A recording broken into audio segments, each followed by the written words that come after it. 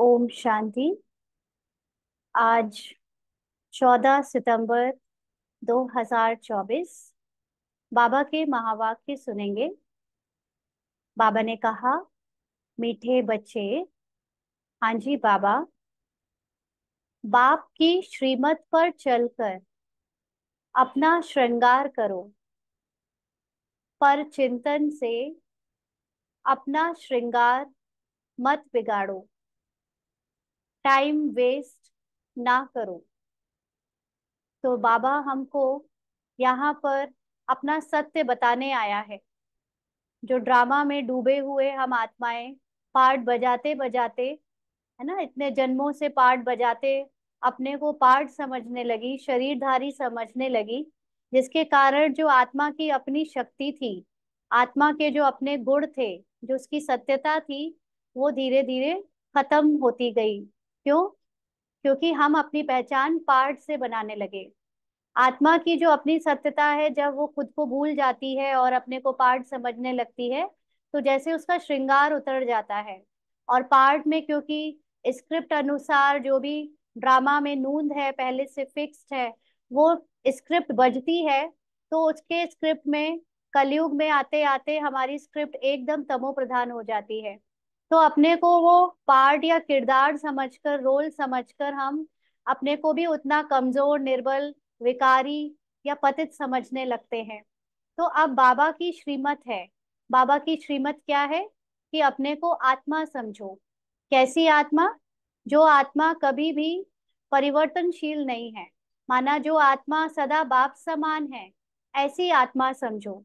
तो ऐसा समझने से जो पार्ट में कमी, कमजोरी है, निर्बलता है ना, जो भी गिरावट आई है पार्ट में, वो धीरे धीरे दूर होने लगती है। तो बाबा हमको बार बार ये याद दिलाता है कि अपना श्रृंगार करो। श्रृंगार करना माना अपनी आत्मिकता के सत्य में टिक जाओ, अपने को आत्मा अनुभव करो। पर चिंतन से अपना श्रृंगार मत बिगाड़ो। पर चिंतन का अर्थ है कि ड्रामा में जब हम दूसरों के पार्ट को सोचने लगते हैं, या अपने भी पार्ट में जो सत्य नहीं है, जो ड्रामा स्क्रिप्ट में चला रहा है, वो देखने लगते हैं, उसके बारे में चिंतन करने लगते हैं, तो जो आत्मा की सत्यता है उससे दूर हो जाते हैं। उससे श्रृंगार बिगड़ जाता है, माना शक्तियां हमारी हमको अनुभव में नहीं आती। क्योंकि आत्मा की जो शक्ति है वो तभी अनुभव होती है जब हम खुद को आत्मा समझे, पार्ट ना देखें, रोल ना देखें। तो इसलिए बाबा आप कहते हैं कि टाइम वेस्ट ना करो। ये समय जो है वो श्रृंगार करने का है, माना अपने को आत्मा समझकर पार्ट बजाने का है। और ये पार्ट बजते बजते अपनी आत्मिक अवस्था को निरंतर बनाने का है। इसलिए अब हम ड्रामा में भले ही पार्ट प्ले कर रहे हैं, लेकिन उस पार्ट को अपना सत्य ना समझे। अब टाइम वेस्ट ना करें। ये टाइम हमको बहुत महत्वपूर्ण मिला है, क्योंकि संसार में सब कुछ बहुत स्पीड से चेंज हो रहा है। और ये टाइम ही है जब हम बाबा के बच्चों को ये ज्ञान मिला है, हमारी सत्य पहचान मिली है, जिस पर टिक जाने से हम संसार में आ रहे समय का जो प्रभाव है उससे मुक्त रह सकते हैं। तो अब अगर अभी पुरुषार्थ पूरा नहीं किया, यानी अपनी आत्मा की अवस्था को निरंतर नहीं बनाया, तो फिर हम आगे नहीं बना पाएंगे ना, टाइम नहीं मिलेगा फिर। तो अब टाइम वेस्ट नहीं करना है। आज का प्रश्न है, तुम बच्चे बाप से भी तीखे जादूगर हो, कैसे? तुम बच्चे बाप से भी तीखे जादूगर हो, कैसे? बाबा ने उत्तर दिया, यहाँ बैठे बैठे तुम इन लक्ष्मी नारायण जैसा अपना श्रृंगार कर रहे हो। यहाँ बैठे अपने आप को चेंज कर रहे हो, यह भी जादूगरी है। सिर्फ अल्फ को याद करने से तुम्हारा श्रृंगार हो जाता है। कोई हाथ पांव चलाने की भी बात नहीं, सिर्फ विचार की बात है। योग से तुम साफ, स्वच्छ और शोभनिक बन जाते हो। तुम्हारी आत्मा और शरीर कंचन बन जाता है। यह भी कमाल है ना। तो बैठे बैठे हम बच्चे क्या कर रहे हैं? अपने को आत्मा समझकर चलने से आत्मा के सत्य को बार बार याद करने से, बाबा की सत्यता में टिकने से, अपनी हाईएस्ट कॉन्शियसनेस में स्थित होने से हमारा श्रृंगार हो रहा है। माना हमारे पार्ट में भी लक्ष्मी नारायण के जैसे स्वच्छता, शोभनिकता आती जा रही है ना। जो लक्ष्मी नारायण या कोई भी देवी देवता के पार्ट में गुण दिखते हैं, जो उनकी विशेषताएं दिखती है, वो अब हमारे पार्ट में भी धीरे धीरे आती जा रही है। कैसे? सिर्फ अपने आप को आत्मा समझकर चलाने से अपने आप श्रृंगार हो रहा है। तो ये कोई जादूगरी से कम नहीं है। जादूगरी का मतलब जो बहुत कम मेहनत से कुछ परिवर्तन दिखना शुरू हो जाए। तो यहाँ पर तो हमें हाथ पांव भी नहीं चलाना, सन्यासियों की तरह हठ योग नहीं करना, या किसी बहुत ज्यादा अपने शरीर की मेहनत भी नहीं करनी है। सारा जो काम है वो है बुद्धि का, विचार की बात, मन और बुद्धि ना। तो पार्ट प्ले करते करते अंदर से ही ये पुरुषार्थ चलता रहता है, विचारों में परिवर्तन होता है, ज्ञान का मनन चिंतन चलता है, जिससे हमारा जो पार्ट है वो आत्मा के स्वच्छ यानी आत्मा के सत्य में स्थित होते ही पार्ट भी कंचन बन जाता है।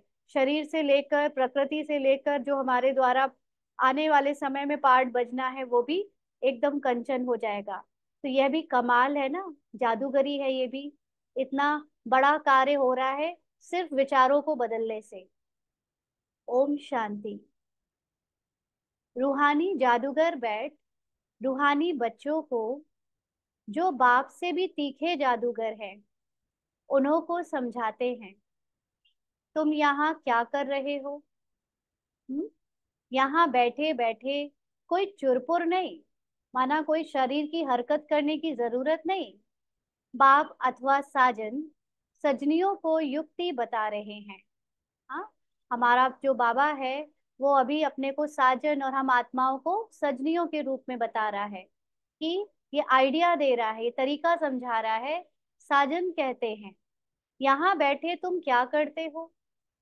अपने को तुम ऐसे लक्ष्मी नारायण मिसल श्रृंगार रहे हो। कोई समझेंगे? हाँ, जो हम पढ़ाई करते हैं, जो हम पुरुषार्थ करते हैं, वो किसी को समझ आता है? किसी को समझ नहीं आता, है ना। तुम यहाँ सब बैठे हो, फिर नंबरवार पुरुषार्थ अनुसार तो हो ही ना। बाप कहते हैं ऐसे श्रृंगारे हुए बनना है। कैसे श्रृंगारे हुए? हमारा लक्ष्य सिर्फ शांति धाम तक पहुंचना नहीं है, सिर्फ आत्मा को जान लेना या सिर्फ आत्मा में टिक जाने तक नहीं है। हमारा लक्ष्य है पार्ट में भी अपने को लक्ष्मी नारायण के समान पार्टधारी बनाना, है ना। तो इसीलिए हमारे अंदर जो आत्मिक स्वरूप से कर्म में जो परिवर्तन आता है वो भी अभी डिस्प्ले होना जरूरी है। यानी अभी शरीर छोड़ने के पहले हमारे कर्मों में जो जीवन मुक्ति का प्रभाव दिखना चाहिए, वो बाबा कहते हैं वो अभी जरूरी है। जीवन मुक्ति मतलब कर्म करते चलते फिरते हिसाब किताब कुछ भी आए, लेकिन हमें कोई भी टच ना करे। आत्मा को कुछ भी टच नहीं करता ना। जो भी हिसाब किताब होते हैं वो शरीर को और शरीर के भाव में भान वालों को ही अनुभव होते हैं। तो बाप कहते हैं कि ऐसे श्रृंगारे हुए बनना है लक्ष्मी नारायण के जैसे। तुम्हारी एम ऑब्जेक्ट ही ये है, भविष्य अमरपुरी के लिए ना। यहाँ पर जो पढ़ाई कर रहे हैं हम, वो अपने चाल चलन कर्म सबको सुधारने के लिए, वो कहाँ काम आने वाली है? भविष्य में। यहाँ बैठे हुए तुम क्या कर रहे हो? पैराडाइज के श्रृंगार के लिए पुरुषार्थ कर रहे हो। हाँ, जो सतयुग स्वर्ग में जो पार्ट बजना है, उसके लिए आत्मा यहाँ श्रृंगारित हो रही है। माना पार्ट में, स्मृति में परिवर्तन आ रहा है। इसको क्या कहे? यहाँ बैठे हुए अपने को चेंज कर रहे हो।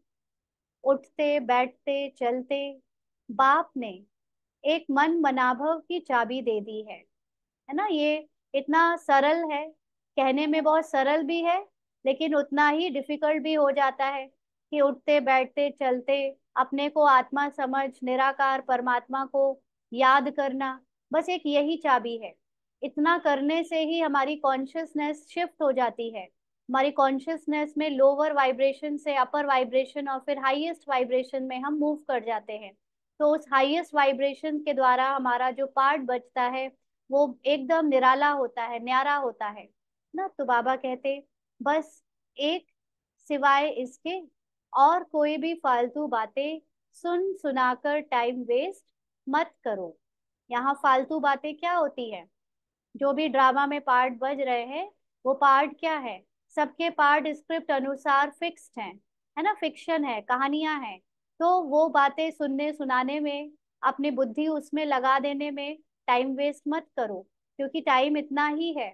और बाबा कहता है ना, तुम्हारा संगम युग का 1 सेकंड सत्युग के 1 साल के बराबर है। तो सोल कॉन्शियस स्टेज में जो टाइम होता है वो बहुत स्लो हो जाता है ना। जैसे आपको पता होगा साइंस में भी, जब हम लोग ग्रेविटी के बाहर जाते हैं, स्पेस में जाते हैं, तो वहाँ टाइम स्लो हो जाता है। तो वहां पर क्योंकि ग्रेविटेशनल फोर्स नहीं होता, तो जो उम्र धरती में होती है उससे जो लोग स्पेस से लौटते हैं उनकी उम्र कम बीती हुई होती है। तो ये ऐसे ही जब हम सोल कॉन्शियस स्टेज में रहते हैं, माना हाईएस्ट वाइब्रेशन के में स्थित होकर पार्ट बजाते हैं, तो उम्र भी धीरे धीरे बीतती है, समय धीरे धीरे बीतता है। इसीलिए शायद शास्त्रों में जो कह दिया है कि सतयुग त्रेता युग बहुत लंबे होते हैं, वो इसलिए कहा होगा क्योंकि वहां पर समय बहुत स्लो हो जाता है सोल कॉन्शियस स्थिति होने के कारण ना। वैसे बाबा अभी कलयुग की भाषा में तो बराबर ही बताता है, लेकिन जो शास्त्रों को अगर हम समझें तो हो सकता है इस वजह से उसको लंबा बताया हो। तो बाबा कहते हैं कि अब ये यहाँ की देहधारी, है ना, ड्रामा की बात को सुनने में, सुनाने में टाइम वेस्ट मत करो। एक एक सेकंड अगर हम यहाँ सोल कॉन्शियस स्थिति को बनाते हैं, उस स्थिति में स्थित होते हैं, या अपनी हाईएस्ट वाइब्रेशन के थॉट्स को याद करते हैं, उस थॉट्स को बनाते हैं, तो उससे हमारा हर समय पुरुषार्थ बढ़ रहा है, जिसको बाबा कहते हैं श्रृंगार हो रहा है। तुम अपने ही श्रृंगार में लगे रहो, दूसरा करता है वह नहीं, इसमें तुम्हारा क्या जाता है। हाँ, कई बार ब्राह्मण एक दूसरे को देखते हैं ना, वो भाई वो बहन कुछ करते नहीं, समय बर्बाद करते हैं, ऐसा क्यों करते हैं, वैसा क्यों करते हैं। तो बाबा कहते हैं कोई करता हो नहीं करता हो, कोई ज्ञान सुनता हो नहीं सुनता हो, तुम्हारा क्या जाता है। तुम अपने पुरुषार्थ में रहो, यानी तुम तो अपनी सोल कॉन्शियस स्थिति बनाओ। कितनी समझ की बातें हैं। कोई नया सुनेगा तो जरूर वंडर खाएगा, तुम्हारे में कोई तो अपना श्रृंगार कर रहे हैं, कोई तो और ही बिगाड़ रहे हैं। कैसे बिगाड़ रहे हैं? ज्ञान को जान लेने के बाद, बाबा को जान लेने के बाद, अपना अपना सत्य यानी आत्मा अनुभव कर लेने के बाद, आत्मा अनुभव तो नहीं किया होगा लेकिन आत्मा जान लिया, ये भी उसके बाद भी पर चिंतन, ड्रामा, इधर उधर की बातें, जो विनाशी और परिवर्तनशील चीजें हैं उनके बारे में सोचना, ये सब क्या है? Time waste. तो जो ऐसे एक एक सेकंड बर्बाद कर रहा है वो आगे चलकर कितनी सजाएं खाएगा। क्योंकि जब टाइम ओवर हो जाएगा पुरुषार्थ का और परीक्षाएं शुरू हो जाएंगी, यानी संसार में बहुत मास लेवल पे हलचल शुरू हो जाएगी, तब जिसकी सोल कॉन्शियस स्थिति नहीं बनी होगी उसको हर समय डर, और हर समय कोई ना कोई बाहर की बातें, परिस्थितियां दर्द देंगी, दुख देंगी, और उसको जैसे सजाएं फील होंगी। इसलिए बाबा कहते हैं कोई कोई तो बिगाड़ रहे हैं। पर चिंतन आदि में टाइम वेस्ट करते रहते हैं। बाप बच्चों को समझाते हैं, तुम सिर्फ अपने को देखो कि हम क्या कर रहे हैं। बहुत छोटी युक्ति बताई है, बस एक ही अक्षर है, मन मनाभव। तुम यहाँ बैठे हो, परंतु बुद्धि में है कि सारी सृष्टि का चक्र कैसे फिरता है। अभी ड्रामा का ज्ञान मिला है तो सारी सृष्टि में कब क्या कैसे हुआ है ये हमें बार बार याद करना है ना। जो बाबा ने मुख्य बातें बताई हैं ड्रामा के सार के रूप में। अभी फिर से हम विश्व का श्रृंगार कर रहे हैं। विश्व का श्रृंगार, विश्व का श्रृंगार का मतलब जब हर एक आत्मा सोल कॉन्शियस होगी। कल ऐसे ही संकल्प आया कि भारत का अर्थ क्या होता है, भरत का अर्थ क्या होता है, कहीं थोड़ा सा पढ़ा। हाँ, तो भरत का मतलब किसी ने लिखा देही। देही माना आत्मा। जैसे जिस किसी भी चीज को जिस चीज से भरते हैं, वो भरने वाली चीज है भरत। यानी इस शरीर में जो भरी हुई है, जो रहती है, वो है आत्मा। उसको कहते हैं भरत। और भरत के नाम पर ही देश भारत का नाम पड़ा है। और भारत का भी एक मीनिंग होता है लाइट, प्रकाश। तो हम यहाँ पर बाबा जिस प्रकाश की बात कर रहा है, वो प्रकाश क्या है कि भारत में रहने वाले निवासियों को अपने प्राचीन काल में कंप्लीटली पता था कि वो कौन है। वो आत्मा है, ना कि शरीर। और सभी कोई आत्म अभिमानी था, सोल कॉन्शियस था। इसीलिए भारत की इतनी ऊंची महिमा गरिमा थी, है ना, और अब फिर बनती जा रही है। तो जैसे जैसे भारत के लोग आध्यात्मिक रूप से शक्तिशाली हो रहे हैं, भारत में फिर से एक आध्यात्मिक क्रांति आ रही है, जितने ज्यादा लोग सोल कॉन्शियस स्टेज के लिए पुरुषार्थ कर रहे हैं, उतना ही आप देखोगे कि भारत की फाइनेंशियल, भारत का जो विश्व के लेवल पे ग्रोथ है, वो भी बढ़ता जा रहा है। भारत गिरा ही तब जब भारत के लोगों ने अपने को शरीर समझना, अपने को विकारी, दुर्बल, निर्बल, है ना, ये समझना शुरू कर दिया पार्ट के अनुसार। और जब भारत की वही लोग वापस सोल कॉन्शियस बन रहे हैं, तो वो फिर ऊपर उठ रहे हैं। तो जो जो भारत में आत्माभिमानी हुआ है, उसने भारत की ग्लोरी के लिए बहुत बड़ा योगदान दिया। जैसे स्वामी विवेकानंद और अनेक सारे हमारे पुराने लोग, यहाँ तक कि महात्मा गांधी भी आत्मा का ज्ञान रखते थे, उसको जीने की कोशिश करते थे। इसीलिए उनकी ग्लोरी बाकी के फ्रीडम फाइटर से ज्यादा हो पाई, क्योंकि उन्होंने उसको जाना, आध्यात्मिक रूप से अपने को शक्तिशाली बनाया। तो अभी भी हम देख रहे हैं हमारे देश के प्राइम मिनिस्टर, है ना, और भी जो आध्यात्मिक रूप से शक्तिशाली है, उनकी ग्लोरी बाकियों से ज्यादा है। तो ये विश्व का श्रृंगार होना माना, आध्यात्मिक रूप से अपने को सत्य आत्मिक अवस्था में टिकाना, ये है विश्व का श्रृंगार करना। तो एक एक आत्मा जब अपना श्रृंगार करती है, यानी अपने पार्ट को अलग करके उससे न्यारे होकर आत्मा कॉन्शियसनेस में रहती है, तो पूरे विश्व का श्रृंगार होता है। बाबा कहते तुम कितने कितने पद्मा पदम भाग्यशाली हो, यहाँ बैठे बैठे तुम कितना कार्य करते हो। बाकी लोगों को तो फिर भी कहीं बड़ी दुनिया का काम करना पड़ रहा है, या बाहर जाकर कुछ ड्यूटीज ऑब्लिगेशंस निभानी पड़ रही हैं। हम तो यहाँ आराम से घर बैठे कितने बड़े कार्य कर रहे हैं। हाँ, सिर्फ अपने को सोल कॉन्शियस बनाने के अभ्यास में ही हमारी बहुत बड़ी उन्नति हो रही है, ना सिर्फ हमारी लेकिन पूरे विश्व की। तो बाबा कहते हैं कोई हाथ पांव तो चलाने की बात ही नहीं है, सिर्फ विचार की बात है ना। कलयुग और सतयुग में विचार का ही अंतर है। कलयुग में हर कोई देहभान यानी बॉडी कॉन्शियस है, अपने को शरीर समझता है, इसलिए इतनी गिरावट है। और सतयुग में हर कोई अपने को आत्मा समझता है, इसलिए सोने की चिड़िया है। हाँ, धन वैभव भरा पड़ा है। तो सिर्फ अपने मन के संकल्पों से या आत्मा की जो आत्मिक अवस्था से ये परिवर्तन कर लेने से एक पैराडाइम शिफ्ट हो जाता है ना, पूरी तरह संसार बदल जाता है देखते देखते। तुम कहेंगे हम यहाँ बैठे ऊंचते ऊंच विश्व का श्रृंगार कर रहे हैं। मन मनाभव का मन कितना ऊंच है। इस योग से ही तुम्हारे पाप भस्म होते जाएंगे, और तुम साफ बनते बनते फिर कितने शोभनित हो जाएंगे।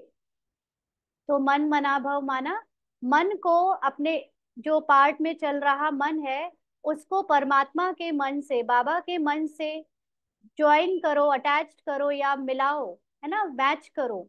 और उससे आत्मा की जो स्थिति है वो इतनी ऊंची बन जाती है कि वो कंप्लीटली जैसे जैसे सोल कॉन्शियस स्टेट की तरफ बढ़ती है, तो जो पार्ट में किए हुए पाप है उसका प्रभाव उस पर पड़ता नहीं। क्यों? क्योंकि पार्ट ड्रामा की स्क्रिप्ट अकॉर्डिंग पहले से फिक्स्ड है।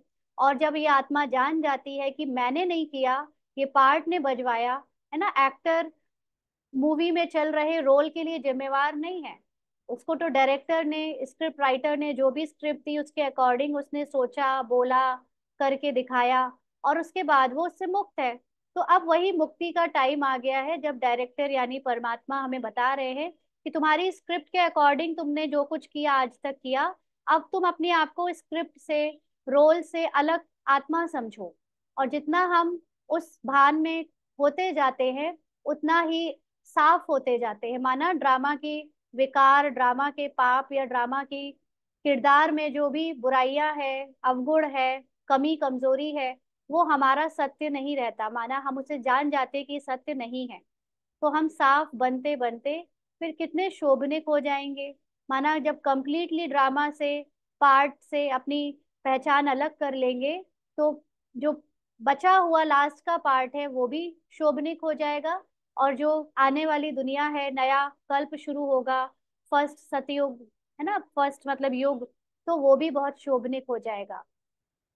तो अभी आत्मा पतित है, तो शरीर की भी हालत देखो क्या हो गई है। अब तुम्हारी आत्मा और काया कंचन बन जाएगी। तो आत्मा पतित है, माना आत्मा अपने को भूली हुई है। आत्मा पतित नहीं होती, आत्मा तो एक जैसी रहती है, लेकिन जब हम भूल जाते हैं कि हम आत्मा हैं और हम अपने को पार्ट देखने लगते हैं, तो पतित कह अपने को समझने लगते हैं। तो इसीलिए बाबा कहते हैं कि तुम्हारी हालत अपने को पतित समझने से क्या हो गई है ना। अभी अपने को पावन समझेंगे, आत्मा अपने सच में टिकेगी, तो वो काया उसकी कंचन हो जाएगी और पार्ट भी शोभनिक हो जाएगा। तो यह कमाल है ना। तो ऐसा अपना श्रृंगार करना है। दैवी गुण भी धारण करने हैं ना। सिर्फ साइलेंस में निर्संकल्प होकर अगर हम बैठते हैं, तो फिर दैवी गुणों का चिंतन नहीं चलता। लेकिन वो स्टेट भी जरूरी है, उसमें भी टिकना जरूरी है, क्योंकि उस स्टेट से हम ड्रामा से डिटैच होते हैं। और दैवी गुण की धारणा तब होती है जब हम ज्ञान का मनन चिंतन करते हैं, है ना। जब बाबा हमको आत्मा के गुणों के बारे में, शक्तियों के बारे में जो ज्ञान दे रहा है, उसका चिंतन, उसका स्वमान जो बाबा ने दिया है उसका चिंतन करते हैं, तो वो गुण हमारे रियलिटी बन जाती है, दैवी गुण हम में धारण हो जाते हैं। तो बाप सभी को एक ही रास्ता बताते हैं, अल्फ बे। सिर्फ अल्फ की बात है। अल्फ माना परमात्मा, अल्लाह, है ना, उसको याद करना। तो बाप को याद करते रहो, तो तुम्हारा श्रृंगार सारा बदल जाएगा।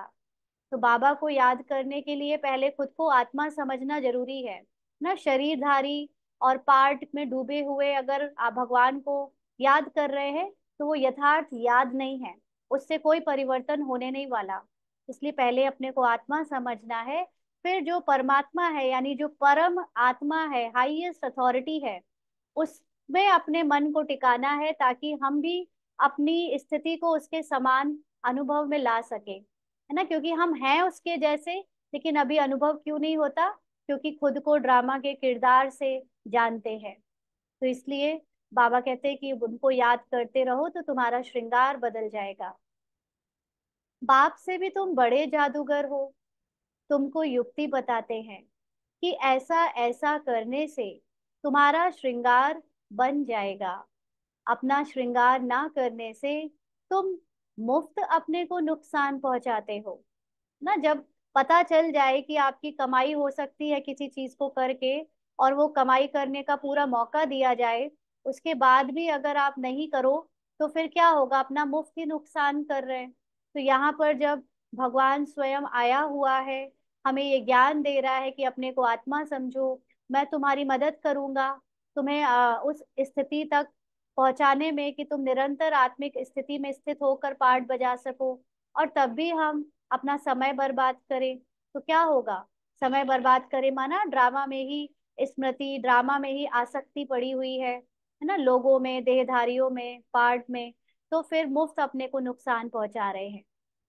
इतना तो समझते हो हम भक्ति मार्ग में क्या क्या करते थे। सारा श्रृंगार ही बिगाड़ कर क्या बन गए हो। अब एक ही अक्षर से, बाप की याद से तुम्हारा श्रृंगार होता है ना। भक्ति मार्ग में तो और ही देह भान की बातें होती हैं।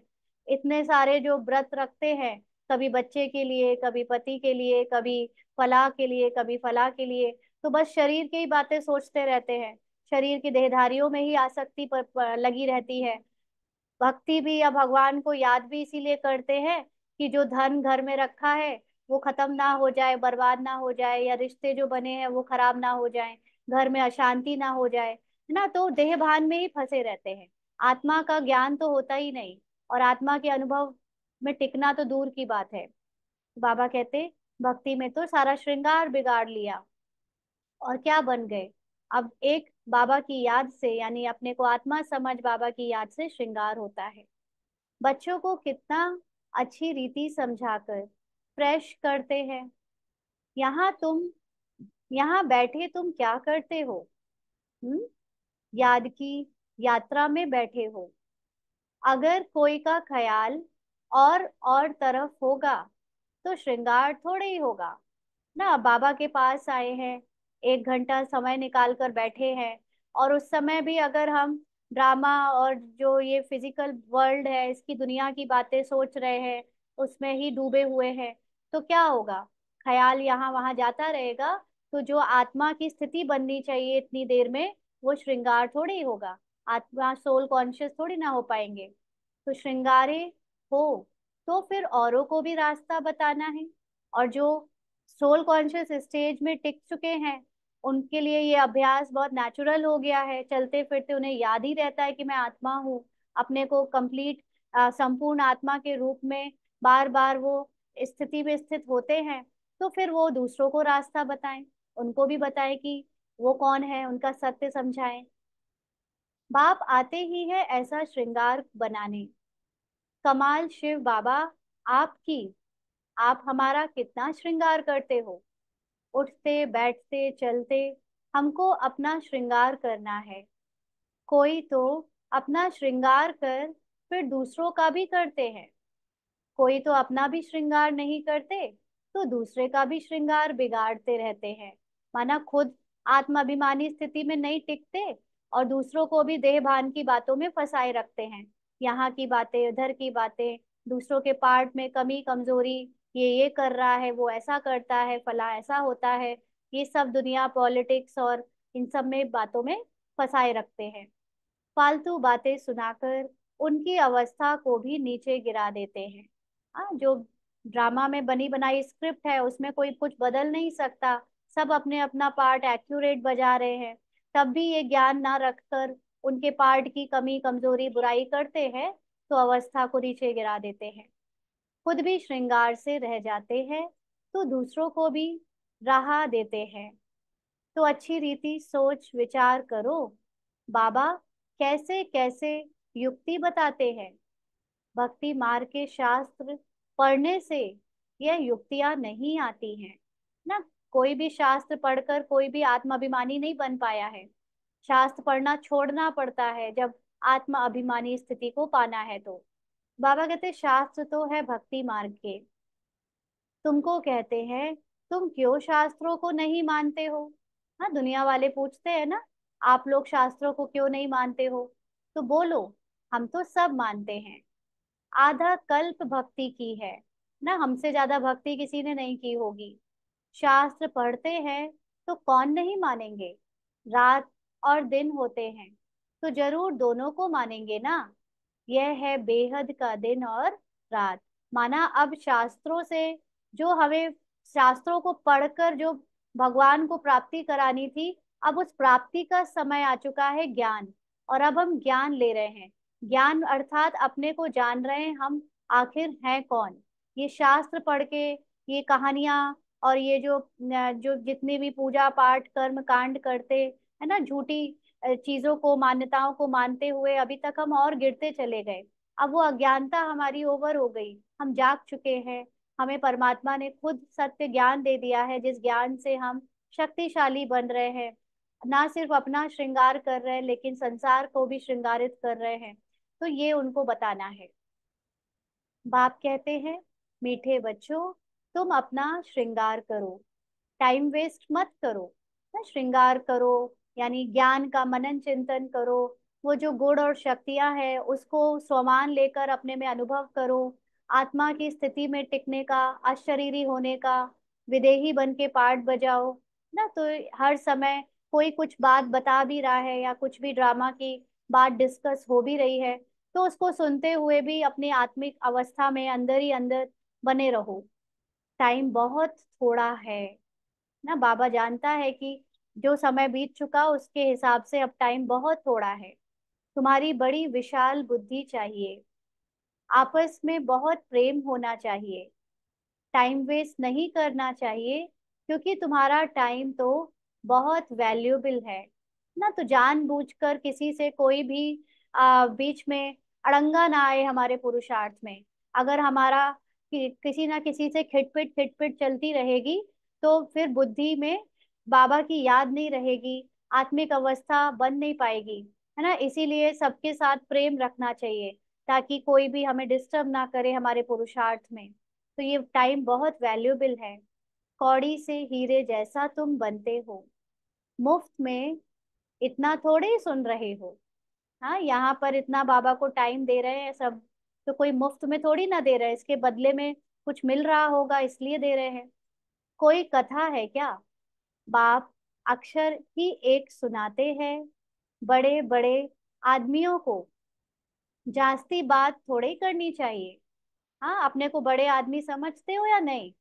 कौन समझता है अपने आप को कि हाँ हम ही वो देवी देवता है थे जिन्होंने पार्ट बजाया और आज उनकी पूजा हो रही है। हाँ, हम ही वो पूर्वज है, हम ही वो आधार मूर्त है, विश्व कल्याणकारी हैं, फरिश्ते हैं। इतने ऊंचे ऊंचे टाइटल से जो अपने को स्मृति में रखता है, तो जरूर वो अपने को बड़े आदमी ही समझेगा, है ना। तो जो इतने बड़े पार्ट प्लेयर है, हीरो पार्ट प्लेयर जिन्होंने पार्ट में बजाए हैं, वो कोई ऐसे वैसे जाकर टाइम वेस्ट नहीं करेगा, यहाँ वहां थोड़े मोड़े चीजों में अपनी बुद्धि नहीं लगाएगा, है ना। तो जास्ती बात थोड़ी करनी चाहिए। बाप तो सेकंड में जीवन मुक्ति का रास्ता बताते हैं। हाँ, आत्मा अपने को जानना और उसमें अनुभव में टिकना एक सेकंड की बात है ना। और वो स्थिति, जीवन मुक्ति का रास्ता जो है वो कैसे प्राप्त करो या कैसे अनुभव करो, उसका बाबा ये रास्ता बताते हैं। मुरलियों में इतना ज्ञान सुना रहे हैं, विस्तार में जा रहे हैं। यह है ही ऊंच श्रृंगार वाले। तब तो उन्हों के ही चित्र है जिनको बहुत पूजते रहते हैं। जितना बड़ा आदमी होगा उतना बड़ा मंदिर बनाएंगे, बड़ा श्रृंगार करेंगे। आगे तो देवताओं के चित्र पर हीरे का हार पहनाते थे। हाँ, बाबा को तो अनुभव है ना। अभी भी देखो, जैसे गणेश चतुर्थी, गणेश जी का वो चल रहा है ना पूजा, कहीं पे उनको सोने का मुकुट पहनाया जा रहा है। जो जितने बड़े उधर से उनकी डोनेशन आती है वो उतनी बड़ी आती है। तो अभी भी ऐसे होता है। और बाबा के समय बाबा अपना अनुभव बता रहे हैं कि देवताओं के चित्र पर हीरे का हार भी पहनाते हैं बड़े बड़े आदमी। बाबा को तो अनुभव है। बाबा ने खुद हीरे का हार बनाया था लक्ष्मी नारायण के लिए। वास्तव में तो उन्हों के जैसी यहाँ पहरवाइश कोई बना ना सके। हाँ, अभी कोई भी डिजाइन करे कितनी से भी कितनी महंगी ड्रेस, लेकिन जो देवी देवताओं की पहरवाइश है, जो कपड़े वो पहनते हैं, वो अभी कोई इमेजिन भी नहीं कर सकता, बना ही नहीं सकता। अभी तुम बना रहे हो नंबरवार पुरुषार्थ अनुसार। तो बाप समझाते हैं, बच्चे टाइम वेस्ट ना कर, अपना करो ना औरों का करो। सॉरी, टाइम वेस्ट ना अपना करो ना औरों का करो। बाप युक्ति बहुत सहज बताते हैं, है ना। कई बार ऐसे होता है कि दूसरों को अपने ऊपर कंट्रोल नहीं होता, इधर उधर की बात करने के लिए बड़े उत्सुक रहते हैं।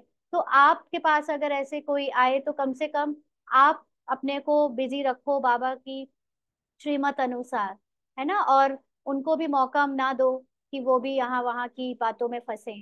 तो अपने से दूसरों को भी सिखाओ कि कैसे पुरुषार्थ में आगे बढ़ें। तो बाप युक्ति बहुत सहज बताते हैं। मुझे याद करो तो पाप मिट जाएं।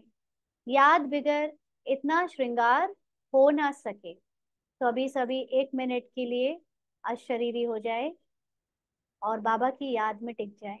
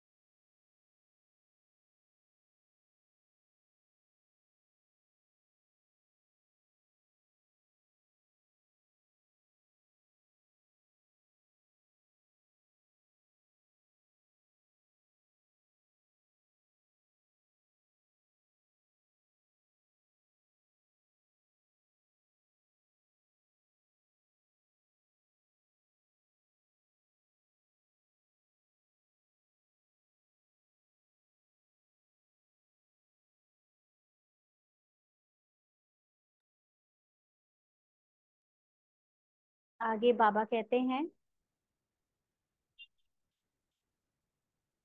तुम यह बनने वाले हो ना, दैवी स्वभाव धारण करना है। इसमें कहने की भी दरकार नहीं, ना किसी को बताने की भी जरूरत नहीं कि हम क्या कर रहे हैं, क्या बन रहे हैं।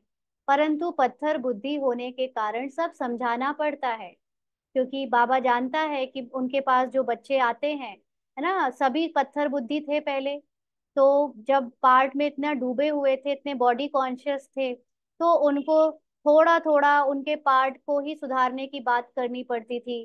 धीरे धीरे उनको सत्कर्म सिखाना पड़ा, श्रेष्ठ स्वमान में रहना सिखाना पड़ा, और उनको पार्ट में ही लालच देना पड़ा कि ऐसा करोगे तो ऐसा बनोगे, क्योंकि सब वही लालच और वही सब लेकर आए थे अपने। तो उनके उसी विकारों को यूज करके बाबा ने उन्हें पहले बाहर की दुनिया से डिटैच किया, क्योंकि कहीं ना कहीं पे हम सब पार्ट में जो डूबे हुए थे तब तक कुछ नहीं करते जब तक हमारा फायदा ना हो रहा होता, है ना। तो बाबा पूरा हमें बहुत युक्ति से चेंज करता है। इतना गहरा राज और इतनी गहरी बातें तुरंत नहीं बताना शुरू किया बाबा ने, तैयार करा हमें धीरे धीरे। और फिर जब हम उस लायक हो गए, तो जिस अवस्था में अभी है समझने की, वो उसको ये ज्ञान बाबा की पूरी मुरली में वैसे ही समझ में आता जाता है। तो वैसे एक सेकंड की बात है ये समझ लेना कि मैं आत्मा हूँ, शरीर नहीं। हाँ, लेकिन उसको, पत्थर बुद्धि को वो समझ नहीं आता, तो पत्थर बुद्धि को पहले थोड़ा सॉफ्ट करना, उनको थोड़ा सा चेंज करना, धीरे धीरे चेंज करते करते कहीं जाकर ये बात समझ में कभी आ पाती है। तो बाप कहते हैं, मीठे मीठे बच्चों, तुमने अपने बाप को भूलने से कितना श्रृंगार बिगाड़ लिया है। बाप तो कहते हैं, चलते फिरते श्रृंगार करते रहो ना, अपने को बार बार याद दिलाते रहो कि मैं आत्मा हूँ, मैं एक संपूर्ण संपन्न आत्मा हूँ। ये याद करते रहने से बार बार आपकी जो पार्ट में चल रही कमजोरियां हैं उससे हम डिटैच होंगे, संकल्पों को चेंज कर सकेंगे। परंतु माया भी कम नहीं है। हाँ, कल हम गणेश जी की मूर्ति को देख रहे थे, तो उसमें एक छोटा सा चूहा जो रखा हुआ था, मैंने कहा यही माया है, और ये गणेश जी हम हैं, है ना। ये माया मतलब जब हम परिस्थितियों को और ये ड्रामा के अलग अलग सीन को पहचान लेते हैं कि ये हमें अपने में डुबोने के लिए या हमें बार बार हलचल में लाने के लिए आती हैं ना, हमारा माइंड डाइवर्ट करने के लिए आती है। तो जब हम गणेश के समान अपने आत्मिक अवस्था में पूरी तरह टिक जाते हैं, जो उनके अलग अलग अलंकार दिए हैं, सब उसका मीनिंग जानते होंगे, यहाँ पर डिस्कस नहीं करेंगे, क्योंकि हम लोग अपने कई सालों के पुरुषार्थ से गणेश जी के स्वरूप को अपने अंदर अनुभव करने में ला रहे हैं, है ना। तो लेकिन जिस दिन माया को जान जाते हैं अच्छे से और उससे अपनी दूरी बना लेते हैं, जैसे उस दिन वो चूहा हमारे पैरों के नीचे आ जाता है ना। तो गणेश जी की मुख्य बात है कि एक पैर नीचे, एक पैर ऊपर रहता है, और नीचे पैर के बगल में चूहा रहता है। तो वो चूहा है माया, जिसको हमने टेम कर लिया, है ना, जिसको हमने अपना गुलाम बना लिया, या समझ लिया कि अब माया हमें कैसे तंग करने से हम उससे बच सकते हैं। और एक पैर ऊपर यानी अपनी आत्मिक स्वरूप की स्थिति में टिक कर ड्रामा का नीचे पार्ट बजाते रहना। तो इस तरह से अपना श्रृंगार हमें करते रहना है। बाबा कहते माया कोई कम नहीं है। कोई कोई लिखते हैं, बाबा आपकी माया बहुत तंग करती है। अरे, हमारी माया कहाँ है, यह तो खेल है ना। बाबा ने कहा था ना किसी मुरली में कि माया को मैं ही भेजता हूँ, मेरी बेटी है, तो किसी ने लिखा होगा। तो बाबा कहते हैं, अरे माया मेरी कहाँ है, यह तो खेल है ना। मैं तो तुमको माया से छुड़ाने आया हूँ ना। अगर आप गेम खेलो, कोई भी गेम खेलो, और उसमें ओपोनेंट ना हो, आपका कॉम्पिटिटर ना हो, तो खेलने में मजा आएगा क्या। अकेले अकेले कबड्डी में वो कबड्डी कबड्डी करते चले जा रहे हैं, कोई पकड़ने वाला नहीं है, कोई हराने वाला नहीं है। तो जब तक सामने कोई हो ना ओपोनेंट आपको खिलाने वाला, मजा थोड़ी ना आएगा गेम में। इसी तरह ये ड्रामा में जो परिस्थिति है, ये जो बुद्धि की बार बार विचलित होने की आदत है, माया मन में फंसने की, वो होती है तब तो ये पुरुषार्थ में मजा आ रहा है ना। तो बाबा हमको ज्ञान से छुड़ा रहा है। मेरी माया फिर काहे की, इस समय पूरा ही इनका राज्य है। जैसे इस रात और दिन में फर्क नहीं हो सकता, यह फिर है बेहद की रात और दिन, इनमें एक सेकंड का भी फर्क नहीं हो सकता। ना, जो बाबा ने टाइम बताया है 5,000 साल का, जिसमें जब जो होना है 1 सेकंड भी बदल नहीं सकता। अभी तुम बच्चे नंबरवार पुरुषार्थ अनुसार ऐसा श्रृंगार कर रहे हो, तो वो नंबरवार किस में बनता है? नंबरवार बनता है ज्ञान को समझने में, है ना। कौन कितना ज्यादा ड्रामा से अटैच्ड है, जो जितना ज्यादा अपनी झूठी पहचानों से जी रहा है, जितना अपने को शरीरधारी समझ के चलता है, उसका पुरुषार्थ स्लो चलता है। और जो जितना ड्रामा से त्याग रहा है, अपने आप को अलग करता जा रहा है, अपने सत्य में टिक रहा है, उसका पुरुषार्थ फास्ट चलता है। तो बाप कहते हैं चक्रवर्ती राजा बनना है तो चक्र फिराते रहो। तो चक्रवर्ती राजा बनना अर्थात क्या? जो पूरे ड्रामा के ज्ञान को जान गया इस समय, है ना, और उसको अच्छे से समझ कर अपनी अवस्था में टिक गया, वो फिर एक बड़े से बड़ा राजा बनता है। उसकी अवस्था बहुत ऊंची हो जाती है, क्योंकि तो इसलिए ये इस समय हमें हर पल, हर सेकंड, हर परिस्थिति में अपने को याद दिलाते रहना है, ये ड्रामा है, ये गलत है, या ये झूठ है, मैं आत्मा इससे अलग हूँ। ये कोई 1 घंटे 2 घंटे बैठकर करने वाली बात नहीं है। निरंतर हर सेकंड आपके साथ एक एक सीन में श्वासोश्वास करने वाली चीज है ये। भले गृहस्थ व्यवहार में रहो, इसमें सारा बुद्धि से काम लेना है। आत्मा में ही मन बुद्धि है ना। भले घर में पति बने हो, पत्नी बने हो, माँ बेटी कुछ भी हो, लेकिन अंदर से जान के रखो कि मैं सिर्फ आत्मा हूँ। यहाँ तुमको बाहर का गोरख धंधा कुछ भी नहीं है। यहाँ आते ही हो तुम अपने को श्रृंगारने, रिफ्रेश होने। बाप पढ़ाते तो सबको एक ही जैसा है। यहाँ बाबा पास आते हैं नई नई पॉइंट सम्मुख सुनने, फिर घर में जाते हैं तो जो कुछ सुना है वह बाहर निकल जाता है। हाँ, घर जाते ही चेहरे दिखने शुरू हो जाते हैं, सबके शरीर दिखने शुरू हो जाते हैं, माँ बहन भाई पिता पत्नी सब याद आ जाता है। जो आत्मा का पाठ पढ़ा सब भूल जाता है। तो यहाँ से बाहर निकलने से ही झोली छाट लेते हैं। जो सुना उस पर मनन चिंतन नहीं करते हैं। तुम्हारे लिए तो यहाँ एकांत की जगह बहुत है। ये बाबा मधुबन की बात कर रहा है। बाहर तो खटमल फिरते रहते हैं, एक धोखा खून करते पीते रहते हैं। हाँ, आज बाबा खटमल किसको कह रहा है? जो देह भान में डूबे, है ना, शरीर में ही पूरी उनकी आसक्ति है उनको। तो बाप बच्चों को समझाते हैं, यह तुम्हारा टाइम मोस्ट वैल्यूएबल है, इसको तुम वेस्ट मत करो। अपने को श्रृंगारने की बहुत युक्तियां मिली हैं। मैं सबका उद्धार करने आता हूँ। मैं आया हूँ तुमको विश्व की बादशाही देने। तो अब मुझे याद करो, टाइम वेस्ट मत करो। काम काज करते भी बाप को याद करते रहो। इतनी ढेर सब आत्माएं आशिक हैं एक परमपिता परमात्मा माशूक की। वह सब जिस्मानी कथाएं आदि तो तुम बहुत सुनते हो। अब बाप कहते हैं वह सब भूल जाओ। हाँ, अभी भी घर में कई लोग व्रत आदि कर रहे होंगे, कथाएं सुन रहे होंगे, है ना। वो कथा कब तक सुननी है आखिर? कब तक अपने को शरीर समझ के चलना है? बाबा कहते हैं जब तक वो सब भूलोगे नहीं तब तक सत्य में कैसे टिकोगे, है ना। तो अब वो सब भूल जाओ। भक्ति मार्ग में तुमने मुझे याद किया और वादा भी किया है, हम आपके ही बनेंगे। ढेर के ढेर आशिकों का एक माशूक है। भक्ति मार्ग में कहते हैं ब्रह्म में लीन होंगे। यह सब है फालतू बातें। हाँ, एक ही मनुष्य मोक्ष को नहीं पा सकता। माना एक भी मनुष्य ड्रामा के पार्ट से बाहर नहीं निकल सकता। कि कोई सोचे कि अब मैं कभी भी शरीर के पार्ट बजाऊं ही ना, ऐसा नहीं हो सकता। चाहे वो 1 घंटे के लिए, एक, है ना, साल के लिए आए ड्रामा में पार्ट बजाने, लेकिन आएगा जरूर। तो यह तो अनादि ड्रामा है। इतने सब एक्टर्स हैं, इसमें जरा भी फर्क नहीं हो सकता। बाप कहते हैं सिर्फ एक अल्फ को याद करो तो तुम्हारा यह श्रृंगार हो जाएगा। माना वापस से तुम सज जाओगे अपने सारे गुण और शक्तियों से। सजे तो हो लेकिन भूले हुए हो, है ना। अपने को ड्रामा के पार्ट की लेयर इतनी चढ़ा रखी है कि एकदम ऊपर से जैसे सब कुछ बिगाड़ा हुआ है। तो जितना जितना उस अवस्था में टिकेंगे तो लेयर उतरती जाएगी और आत्मा शुद्ध पवित्र अपने को अनुभव करने लगेगी। अभी तुम यह बन रहे हो। स्मृति में आता है, अनेक बार हमने यह श्रृंगार किया है। कल्प कल्प बाबा आप आएंगे, हम आपसे ही सुनेंगे। कितनी गोहे गोहे पॉइंट्स हैं। बाबा ने युक्ति बहुत अच्छी बताई है। वारी जाऊं, ऐसे बाप पर आशिक माशूक भी सब एक जैसे नहीं होते हैं।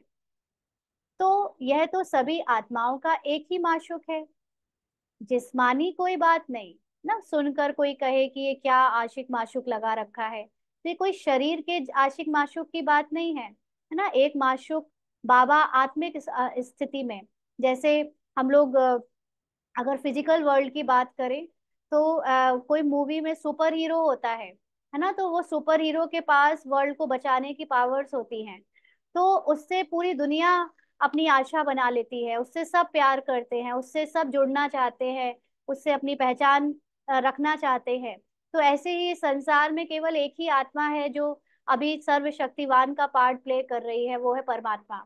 इसीलिए दुनिया की हर आत्मा जो आज पार्ट में डूबी है, कमजोर है, वो उस माशूक से आशिक बनकर अपना रिश्ता बनाना चाहती है, माना उससे प्यार रखना चाहती है ना। तो इसलिए यहाँ कोई जिस्मानी बात नहीं है, लेकिन आत्मा अपने को अनुभव कर पा रही है आज बाबा की वजह से, तो इसलिए उससे सबको प्यार है। परंतु तुम्हें संगम युग पर ही बाप से यह युक्ति मिलती है। लेकिन समय कब है वो ये अनुभव करने का, जो अब चल रहा है। कहाँ भी तुम जाओ, खाओ पियो घूमो फिरो, नौकरी करो, अपना श्रृंगार करते रहो, है ना। ये नहीं कि एक जगह बैठ जाना है, बहुत बोरिंग जीवन जीना है।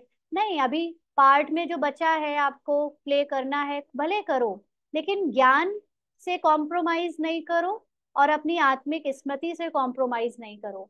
ज्ञान अंदर ही अंदर उसका बढ़ना चलता रहे, पढ़ना चलता रहे, रिवीजन चलता रहे, और साथ साथ अपनी आत्मिक अवस्थिति को भी अनुभव में लाते रहो। याद दिलाते रहो कि मैं जिनके साथ भी घूम रहा हूँ, फिर रहा हूँ, खा पी रहा हूँ, ये सब ड्रामा में एक्टर्स हैं, इनके साथ मेरी एक्टिंग चल रही है ना। जो भी पार्ट में कोई बॉस है, कोई फ्रेंड है, कोई कुछ है, तो सबके साथ अपनी मूल अवस्था को याद रखो, उसको भूलो नहीं।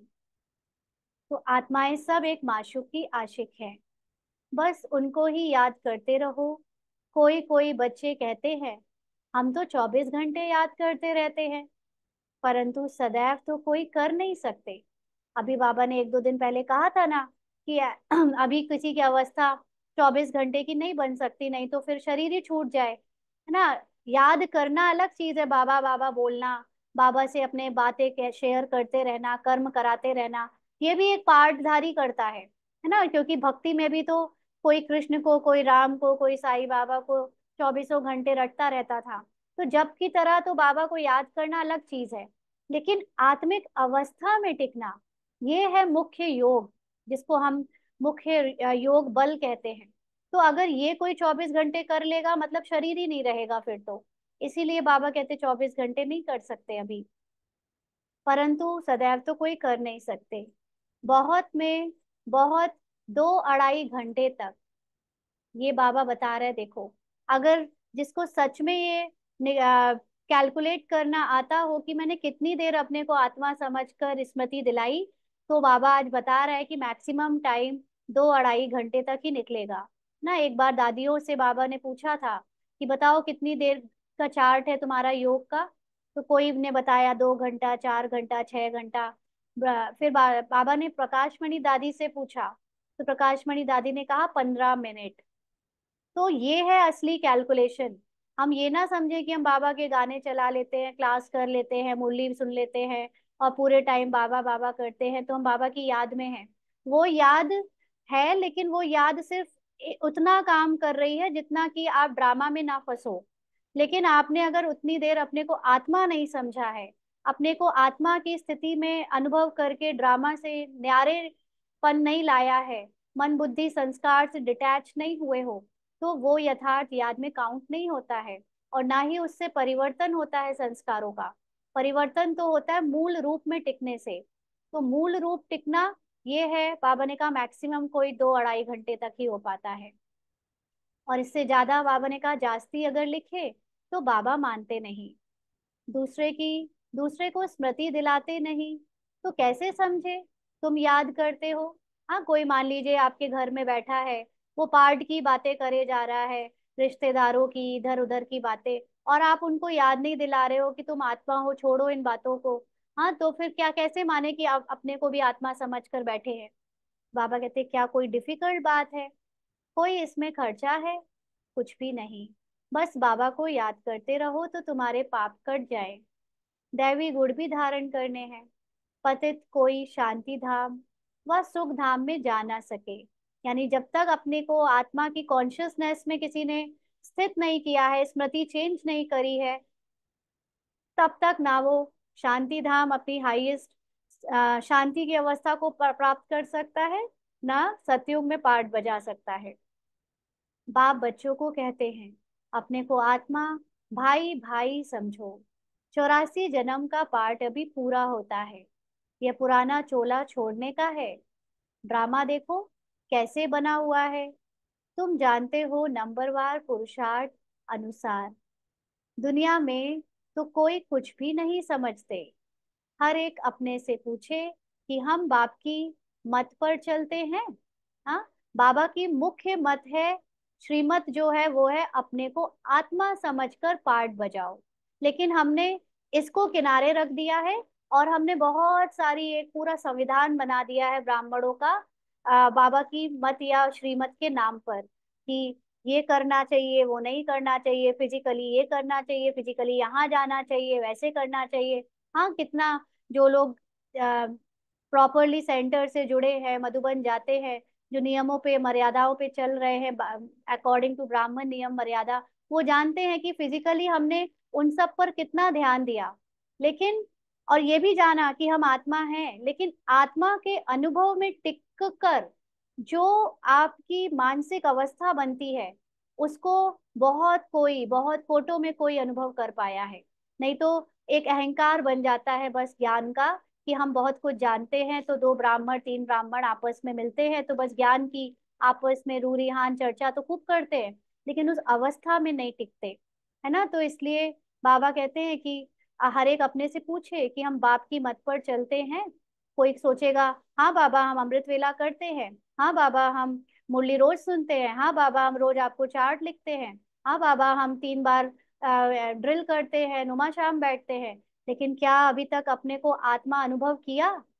क्या संसार को भूल पाए? क्या ड्रामा से न्यारे हो पाए? क्या मन बुद्धि संस्कारों से अपनी पहचान हटा पाए? ये क्या होता है बाबा? हाँ, ऐसा। तो इसलिए बाबा की श्रीमत ये है कि अपने को, जैसे आप पत्नी का पार्ट प्ले कर रहे हो, तो पत्नी याद नहीं रहनी चाहिए, आत्मा याद रहे, मैं आत्मा, वो आत्मा पति और पत्नी का पार्ट प्ले कर रहे हैं। मैं पिता, मैं बच्चा, या वो बच्चा, मैं पिता, बाप का पार्ट प्ले कर रहा हूँ। तो इस तरह से इस हर वक्त अंदर स्मृति जागती रहनी चाहिए, ना कि मेरा परिवार ज्ञान में चले, मेरे बच्चे ज्ञान में चले, मेरा ये हो जाए वो हो जाए, बाबा हम आपके बच्चे बन गए हैं ना, तो मैं साकाश दे रही हूँ, कोई बीमार ना पड़े, मैं संसार को साकाश दे रही हूँ। अरे भाई, साकाश संसार को चाहिए क्या? साकाश का मतलब होता है संसार जो है जैसा है उसको वैसे देखना। संसार या ड्रामा सत्य नहीं है। संसार में चल रही ड्रामा के किरदार की जो अंदर देही है, जो आत्मा है, वो सत्य है, उसको देखो। देख रहे हैं पार्ट में सब दुखी है, अशांत है। अरे पार्ट में दुखी अशांत है, लेकिन अंदर से तो आत्मा सबकी शांत है। अंदर से तो सबका सत्य यही है कि सब मूल रूप में शांत है, सुखी है, पवित्र है, है ना, आनंदित है। लेकिन बाहर से देखकर डूबे हुए हम साकाश दे रहे, हम साकाश दे रहे। साकाश का मतलब है उनको उनके सत्य में देखो। ये जो चल रहा है, हलचल हो रही है, वो सत्य है ही नहीं। वो देखना बंद करो, बाहर की दृष्टि बंद करो, अंदर की दृष्टि से देखो अंदर क्या है सबके, है ना। तो इससे बाबा कहते हैं कि चलेंगे तो श्रृंगार भी अच्छा होगा। एक दो को उल्टी बातें सुनाकर अथवा सुनकर अपना श्रृंगार भी बिगाड़ देते हैं, तो दूसरे का भी बिगाड़ देते हैं। बच्चों को तो इसी धुन में लगा रहना है कि हम ऐसे श्रृंगारधारी बने, बाकी तो जो कुछ है वह ठीक है। है ना। बाकी जो देखो बाबा ने सिर्फ इतनी सारी जो हमें दिनचर्या सिखाई, विधि विधान सिखाया, वो सिर्फ एक बात के लिए था कि हम अपने को आत्मा समझकर पाठ बजाना शुरू कर दें। चाहे वो अमृत वेला करना था, चाहे वो भोजन में शुद्धता थी, चाहे वो ब्रह्मचर्य था, चाहे कुछ भी था, सब कुछ सिर्फ इसलिए था कि हम निरंतर आत्मिक अवस्था में टिक जाए। लेकिन अगर वो नहीं कर पाए और बाकी का सब कर रहे हैं, तो पुरुषार्थ अधूरा रह गया, है ना। बाकी फिर भले ऊपर नीचे, ऊपर से कर्म कांड में विधि विधान में थोड़ा कम ज्यादा हो जाए, अमृत वेला चाहे मिस हो जाए, चाहे भोजन में ऊपर नीचे हो जाए, लेकिन अगर अंदर से आप सदा ही आत्मिक अवस्था में स्थित हो, तो आप जीत गए, है ना। तो वो आपकी विजयी है।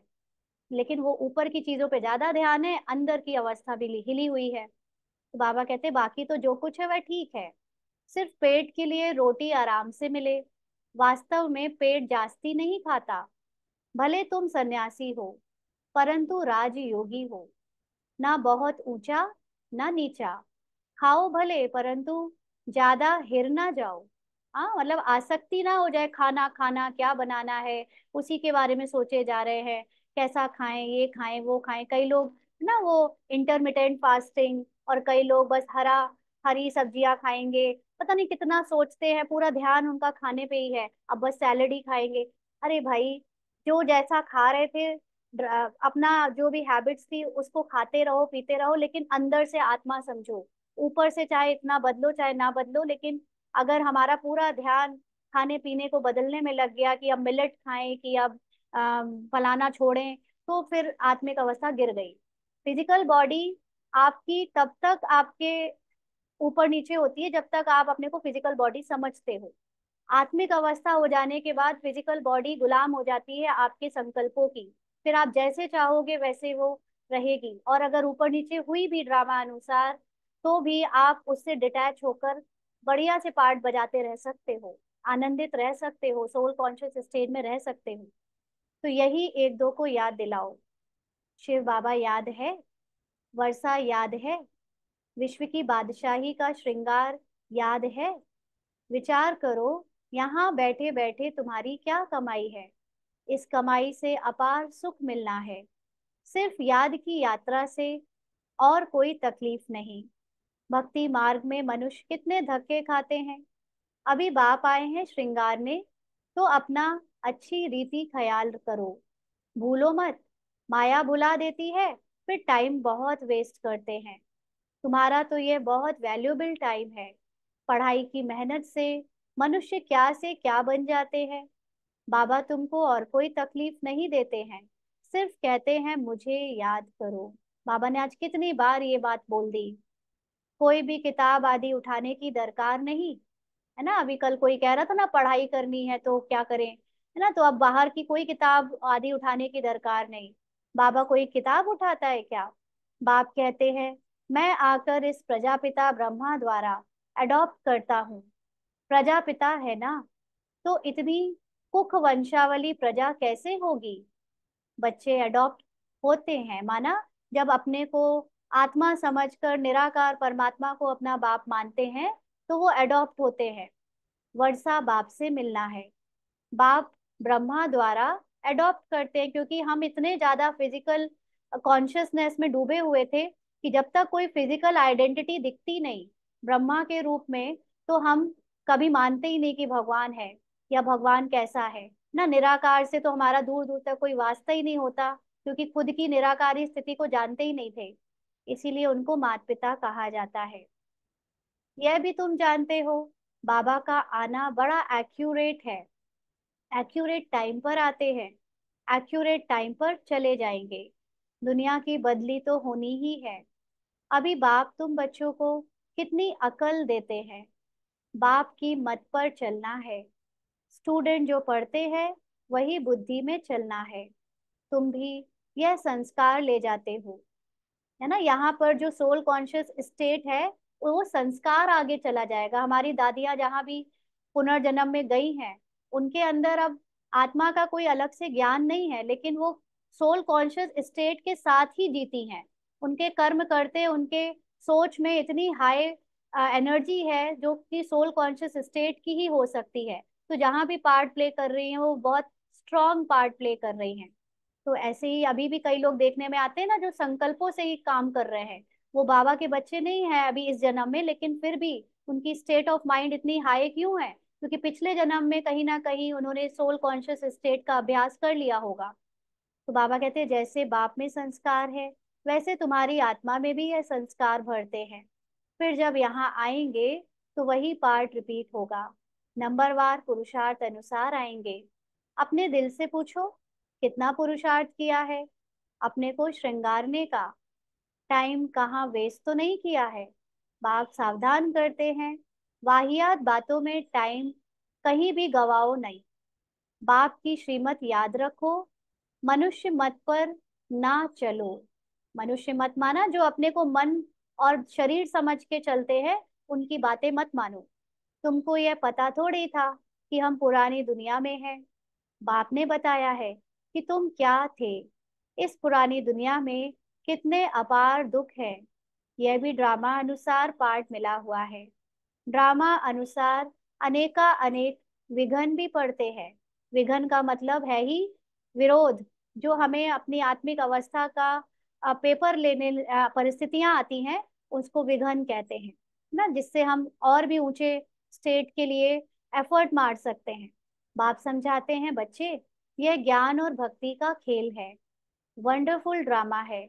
इतनी छोटी आत्मा में सारा पार्ट अविनाशी भरा हुआ है, जो बजाती ही रहती है। अच्छा, मीठे मीठे सिकी लदे बच्चों प्रति माता पिता बाप दादा का याद प्यार और गुड मॉर्निंग। रूहानी बाप की रूहानी बच्चों को नमस्ते। हम रूहानी बच्चों की रूहानी बाप दादा को याद प्यार, गुड मॉर्निंग और नमस्ते बाबा, शुक्रिया, थैंक यू बाबा।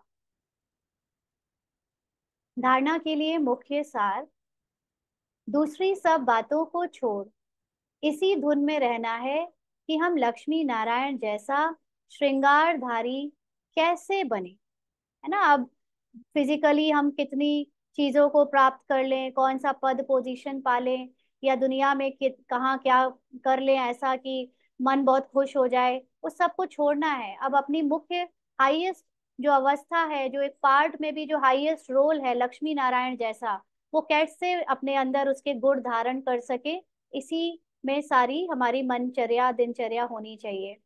अपने से पूछना है कि हम श्रीमत पर चलकर मन मनाभव की चाबी से अपना श्रृंगार ठीक कर रहे हैं। उल्टी सुल्टी बातें सुनकर या सुनाकर श्रृंगार बिगाड़ते तो नहीं है। आपस में प्रेम से रहते हैं। अपना वैल्यूबल टाइम कहीं पर वेस्ट तो नहीं करते हैं, या दैवी स्वभाव धारण किया है। ये सारी चेकिंग अपने अंदर करनी है। वरदान है, व्यर्थ संकल्पों के कारण को जानकर उन्हें समाप्त करने वाले समाधान स्वरूप भव। व्यर्थ संकल्पों के कारण को जानकर उन्हें समाप्त करने वाले समाधान स्वरूप भव। तो बाबा ने समझाया कि व्यर्थ संकल्प उत्पन्न होने के मुख्य दो कारण हैं। क्या? एक है अभिमान और दूसरा है अपमान। अभिमान किस चीज का? कि मैं शरीर हूँ, मैं स्त्री पुरुष हूँ, मैं फला फला हूँ, मैं अमीर हूँ गरीब हूँ, है ना, मैं मेरी ये विशेषता, मेरा ये अवगुण, जो भी शरीर की अलग अलग पहचानें बना रखी हैं, उसका अभिमान। और दूसरा, क्योंकि मैं अपने को शरीर समझती हूँ, तो शरीर के पार्ट में कभी ऊपर नीचे किसी के द्वारा हो जाता है तो तुरंत अपमानित भी फील होने लगता है ना, क्योंकि पार्ट से अपनी आइडेंटिटी बना रखी है। तो मेरे को कम क्यों, मेरा भी ये पद होना चाहिए, मेरे को भी आगे करना चाहिए ना। ब्राह्मण बन जाते हैं, बीके बन जाते हैं, तो ये नई आइडेंटिटी है, ये एक स्पिरिचुअल आइडेंटिटी है, जिसमें हमें यहाँ पर ही फेमस होना है, यहाँ पर ही बताना है कि हम कितने बड़े योगी हैं, है ना, कितने बड़े राजयोगी हैं। तो ये भी क्या है? ये भी देह अभिमान है। तो बाबा कहते तो इसमें या तो अपना अपमान समझते हो या फिर अभिमान में आते हो। नाम में, मान में, शान में, आगे आने में, सेवा में अभिमान व अपमान महसूस करना, यही व्यर्थ संकल्पों का कारण है। इस कारण को जानकर निवारण करना ही समाधान स्वरूप बनना है। तो कारण क्या है इसका? कि मैंने खुद को शरीर समझ लिया, शरीर की पहचान को ही रियलिटी समझ लिया। और जो बाबा बार बार सिखा रहा है कि अपने को आत्मा समझो, वही निवारण है हर समस्या का। लेकिन अपने को आत्मा नहीं समझते और पार्ट में ही हम ऊंचा बनना चाहते हैं। पार्ट में कोई ऊंचा या नीचा हो जाने से उसकी आत्मा छोटी या बड़ी नहीं हो जाती। आत्मा सबकी सेम है, सबके अंदर वही शुद्ध पवित्रता है। वो स्थिति अगर हमारी बन जाए तो पार्ट के ऊपर नीचे होने से हम कभी भी व्यर्थ संकल्पों में फंसेंगे नहीं, सदा अपने शुद्ध आत्मिक स्वरूप में स्थित रहेंगे और दूसरों को भी उसी रूप में देखेंगे। स्लोगन है, साइलेंस की शक्ति द्वारा स्वीट होम की यात्रा करना बहुत सहज है।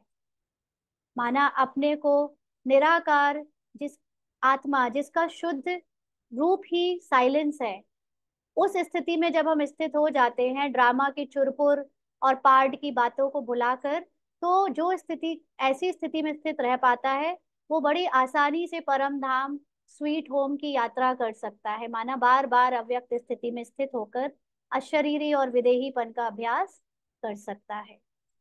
अच्छा, आज के अव्यक्त इशारे हैं। वर्तमान विश्व में चारों ओर इच्छाएं बढ़ रही है। इच्छाओं के वश आत्माएं परेशान हैं। इसीलिए आप बच्चे अपने बेहद की वैराग्य वृत्ति द्वारा उन आत्माओं में भी वैराग्य वृत्ति फैलाओ। आपके वैराग्य वृत्ति के वायुमंडल के बिना आत्माएं सुखी शांत बन नहीं सकती, परेशानी से छूट नहीं सकती। जब आप बच्चों की स्थिति इच्छा मात्रम अविद्या की होगी, तब जय जयकार और हाहाकार होगी। तो इस समय हम बच्चों को बाबा ने जो सोल कॉन्शियस स्टेट बनाने के लिए अभ्यास बताए हैं, उसमें जब मैं आत्मा की स्थिति में टिकती हूँ तो आत्मा का सत्य ही है कि आत्मा को कोई इच्छा होती ही नहीं, संकल्प मात्र भी होते ही नहीं उसके अंदर कोई भी। तो वो इच्छा मात्र अविद्या है। तो ये स्टेट में जब मैं टिकती हूँ, मुझे कुछ नहीं चाहिए ड्रामा का, ड्रामा के कोई भी रोल में कोई भी जो पार्ट बजना है वो स्क्रिप्ट अनुसार बजता रहेगा, लेकिन मेरी अपनी कोई उससे इच्छा नहीं है। तो ऐसी स्थिति से हम जो विश्व की आत्माएं, कभी धन की इच्छा, कभी रिश्तों की इच्छा, कभी कुछ बन जाने की इच्छा, इच्छा इच्छा के पीछे पागल हुई जा रही हैं, उनकी भी इच्छाओं से उन्हें मुक्ति मिलेगी, वैराग्य आएगा। और इसलिए हम आत्माओं के आधार से वो आत्माएं भी सुख और शांति को अनुभव कर पाएंगी। तो अभी अपनी इच्छा मात्र अविद्या की स्थिति में स्थित होकर हमें जय जयकार को और हाहाकार के टाइम को समीप लाना है। अच्छा, ओम शांति।